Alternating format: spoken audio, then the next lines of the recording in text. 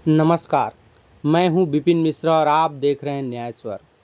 आपके सामने जो टेबल पर रखा है वह कोई खिलौना नहीं, यह बैंक के पासबुक, एटीएम कार्ड और मोबाइल हैं। यह एटीएम कार्ड और पासबुक फ्रॉड में उपयोग किए जाने वाले हैं। आप यह जानकर आश्चर्यचकित रह जाएंगे कि इस फ्रॉड ऑनलाइन ठगी का फर्जीवाड़ा एक सिस्टम और एक गिरोह बनाकर किया जा रहा था, जिसमें हर कोई अपने अपने कार्य में महारत हासिल कर चुका था। वहीं इस ऑनलाइन ठगी में सबसे मुख्य किरदार मोबाइल का होता था। यह सिम मोबाइल में लगाने वाला सिम है। यह सिम सभी फर्जीवाड़े के साथ में उपलब्ध किए जाते थे और इस सिम के इस्तेमाल करके इसमें फ्रॉड किया जाता था। अब हम दिखाते हैं ये यंग पीढ़ी हमेशा गलत संगति के असर में हमेशा गलत कार्य ही कर बैठते हैं। ध्यान से देख सकते हैं कि अगर हम इन्हें गिनना भी चाहें तो इनकी संख्या कम होती नज़र नहीं आ रही है। अभी वर्तमान में रायगढ़ पुलिस ने एक ऑनलाइन ठगी के मामले में 14 लोगों को गिरफ्तार किया है। इसमें कई तो ऐसे लोग हैं जो शासकीय कर्मचारी हैं एवं कई ऐसे हैं जो सभ्य परिवार से संबंध रखते हैं, लेकिन ये लोग ऑनलाइन ठगी के मामले में शायद महारत हासिल कर रखे हैं। देखा जा सकता है कि इसमें इस गैंग में एक लड़की भी शामिल है। वहीं ये लड़के बेहद ही कम उम्र के दिखाई दे रहे हैं। कहते हैं कम उम्र में ही पैसे कमाने की लत व ऐश करने की लत जब लग जाए तो हमेशा युवक हो चाहे युवती गलत संगति में आ ही जाते हैं और इसका परिणाम कहीं न कहीं गलत ही होता है। देखा जा सकता है कि जिस हिसाब से लड़के खड़े हैं उनके हाथों में एक तख्ती है जो लेयर के हिसाब से बनाई गई है और इस तख्ती में इनके कारनामों को दर्ज किया गया है कि कौन सा व्यक्ति किस लेयर का है और वह लेयर का कार्य क्या होता था। जैसे कोई खाता खुलवाता था, कोई एटीएम से पैसे निकालता था, कोई फर्जी कॉल करता था।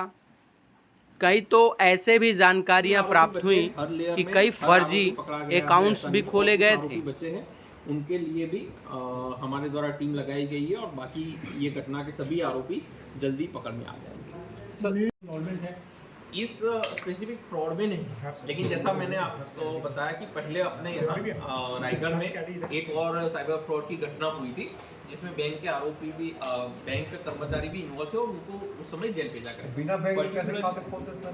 नहीं, बैंक कर्मचारी इन्वॉल्व नहीं है इसमें, बैंक कर्मचारी को पता नहीं है। नहीं, खाता जो इनका खुला है बैंक से ही खुलता है, बैंक से ही खुलता है। सर एक आदमी के 10 खाता खुल ये सभी के सभी आरोपी है। नहीं डाकघर का वो सरकारी परमानेंट कर्मचारी। हाँ वही तो सेंट्रल गवर्नमेंट का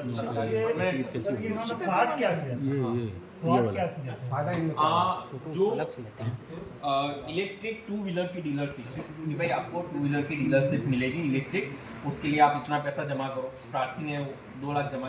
ये डाकिया है, ये डाकिया कुछ लोगों के जो एटीएम कार्ड है वो उसको डिलीवर करता है। ठीक है, ऐसे और भी हो सकते हैं हर लेयर में। ठीक है, मास्टरमाइंड है। नहीं, जैसे मानो ये पोस्टमैन है, ठीक है, ये पोस्टमैन इसके लेयर 5 से लिंक है कि भाई तुम मेरे को फर्जी डिलीवर करना। ठीक है, लेयर 5 वाले भी अलग अलग साइबर फ्रॉड में अलग अलग लोग होते हैं।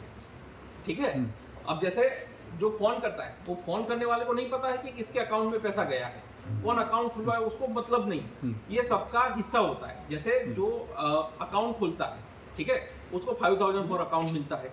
जो अकाउंट खुलवाता है और ये फर्जी एड्रेस चेंज करवाता है उसको 20,000 पर अकाउंट मिलता है। ठीक है, जो एटीएम से पैसा निकालता है उसको 2% मिलता है।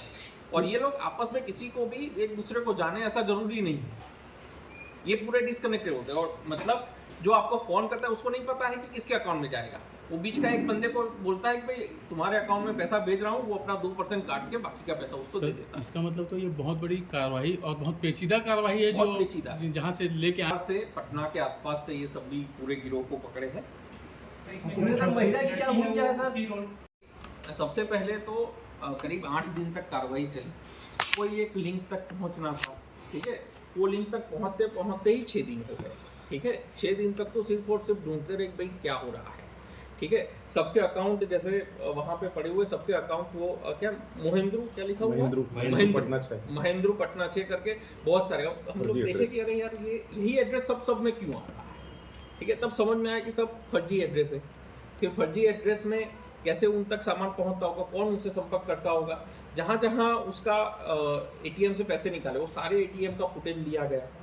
जो बैंक में फर्जी खाता खुलवाने गए वो सभी बैंक का फुटेज लिया गया। और जब भी फुटेज लेते थे तब आधा डिटेल मिलता था, आधा फर्जी मिलता था।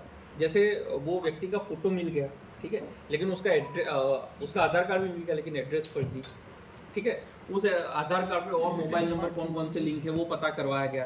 तो कुछ में मोबाइल नंबर उसका जो एड्रेस था वो फर्जी था, लेकिन मोबाइल कॉलिंग कहाँ पे हो रहा है उससे पता चला हाँ ये एरिया में आरोपी होते हैं, ठीक है।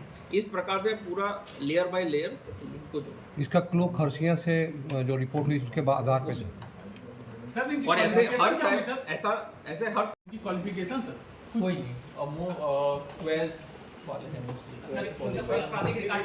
किस कंपनी के इंजीनियर की पटना से है? इसमें अलग अलग कंपनियों के द्वारा फ्रॉड, ये साइबर फ्रॉड वाले कर रहे थे, ठीक है। उसमें जो भी आते थे ऑनलाइन फ्रॉड के मामले में देख सकते हैं यह लड़की सभ्य परिवार से दिख रही है एवं लड़के बेहद ही कम उम्र के दिखाई दे रहे हैं, लेकिन पुलिस शायद इन युवकों के चेहरे को क्यों नहीं दिखा पा रही है या अब तक किसी की समझ से परे है, क्योंकि आम जनता को ऐसे लोगों का चेहरा स्पष्ट दिखाना चाहिए जिससे भविष्य में ऐसे लोगों से बचा जा सके, क्योंकि ये लोग कभी भी किसी के भी साथ फ्रॉड या धोखाधड़ी जैसी वारदात को अंजाम दे सकते हैं। लेकिन पुलिस विभाग ऐसे लोगों का चेहरा सामने नहीं ला रही है। यह सबसे बड़ा एक सवालिया निशान खड़ा करता है। क्या पुलिस को किसी का डर है जिससे ये इन लोगों का चेहरा दिखाने से परहेज कर रही है? बहरहाल पुलिस ऑनलाइन ठगी के मामले में जो खुलासा की है वो बेहद ही गंभीर माने जा रहे हैं, क्योंकि ऐसी कार्रवाइयाँ समय समय पर होती रहने चाहिए जिससे ऐसे ऑनलाइन ठगी करने वालों का गिरोह पुलिस के गिरफ्त में आता है और हमारे देश की जनता जागरूक हो जाती है, जिससे भविष्य में होने वाले ऑनलाइन ठगी से बचा जा सकता है।